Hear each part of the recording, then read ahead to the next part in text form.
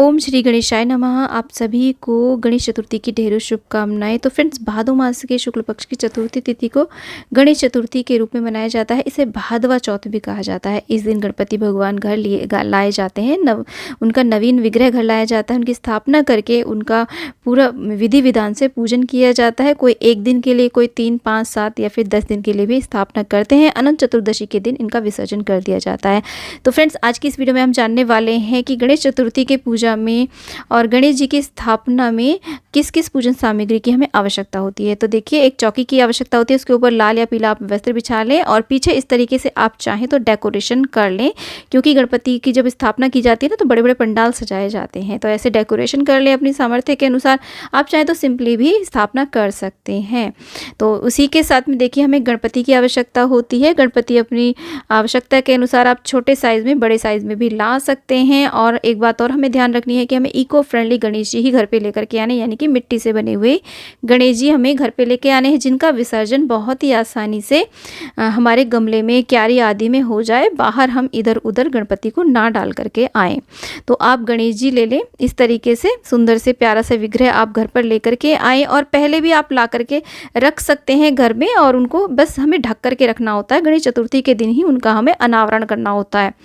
और इसी के साथ में जान लेते हैं कि पूजा की थाल में हमें क्या क्या सामान की आवश्यकता होती है। एक हमें छोटे गणेश जी चाहिए, जिनकी पूजा हम डेली अपने मंदिर में करते हैं। उन्हें भी पूजा में अवश्य रूप से स्थापित किया जाता है, क्योंकि जब हम बड़े गणपति का विसर्जन करते हैं तो वो स्थान खाली नहीं होना चाहिए।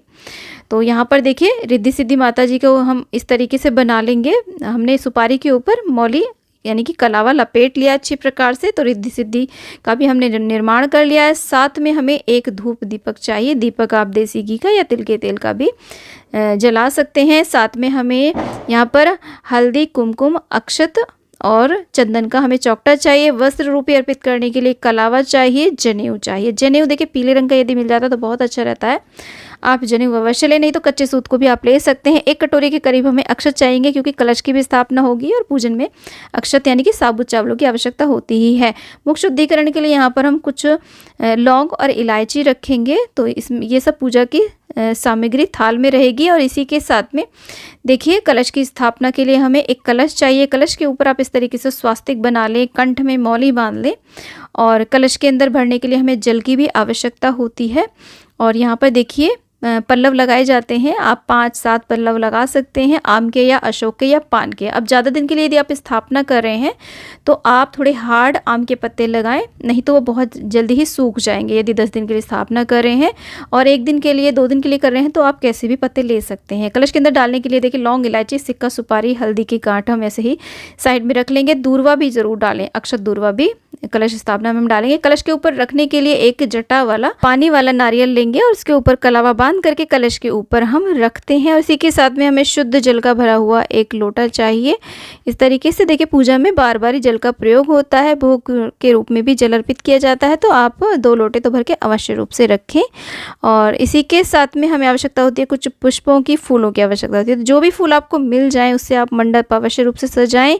और देखिए, भगवान गणेश जी को दूर्वा अर्पित की जाती है। दूर्वा ज़रूर लेकर के आएँ, और ये कभी भी बासी नहीं मानी जाती है। तो आप ला करके फ्रिज में उठा करके रख सकते हैं। पान की भी हमें आवश्यकता होती है। पान भी अर्पित किए जाते हैं मुख शुद्धिकरण के लिए। तो आप 2 या फिर 3 पान लेकर के आ सकते हैं। और गुड़हल का पुष्प बहुत ही ज़्यादा प्रिय होता है गणेश भगवान को। तो इस पूजा में आप रोज़ गणेश भगवान को गुड़हल का पुष्प यदि संभव हो सके तो ज़रूर चढ़ाएं, नहीं तो कोई भी लाल पुष्प आप चढ़ा सकते हैं। साथ में हमें इत्र की आवश्यकता होती है।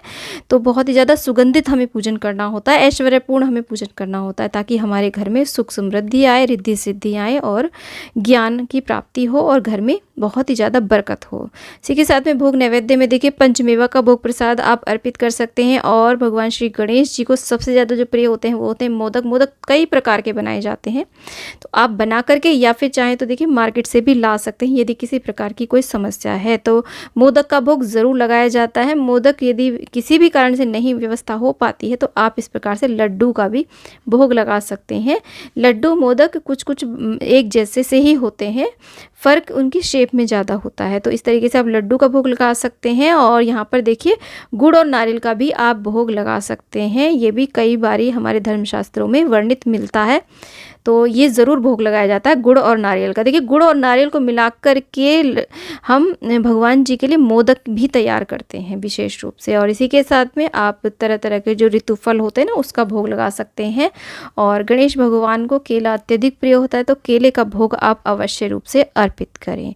तो इस सब सामग्री की हमें आवश्यकता होती है गणेश चतुर्थी के दिन। तो फ्रेंड्स ये वो टोटल सामग्री है जो हमें गणेश चतुर्थी की पूजा स्थापना में चाहिए होती है। यदि इसमें से कोई ऐसी सामग्री है जो आपको नहीं मिल पा रही है तो कोई चिंता की बात नहीं है, आप बिना उस सामग्री के भी पूजन कर सकते हैं, क्योंकि भगवान हमारी सच्ची श्रद्धा और समर्पण को देखते हैं।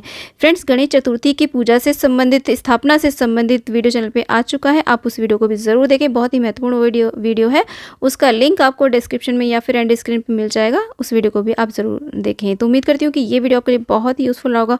वीडियो थोड़ा भी यूज़फुल लगा तो प्लीज़ वीडियो को लाइक शेयर, चैनल को जरूर सब्सक्राइब करें और कमेंट बॉक्स में गणेश भगवान की जय आप अवश्य लिखें। फ्रेंड्स मिलते हैं नेक्स्ट वीडियो में, तब तक के लिए ओम गंगणपते नमः।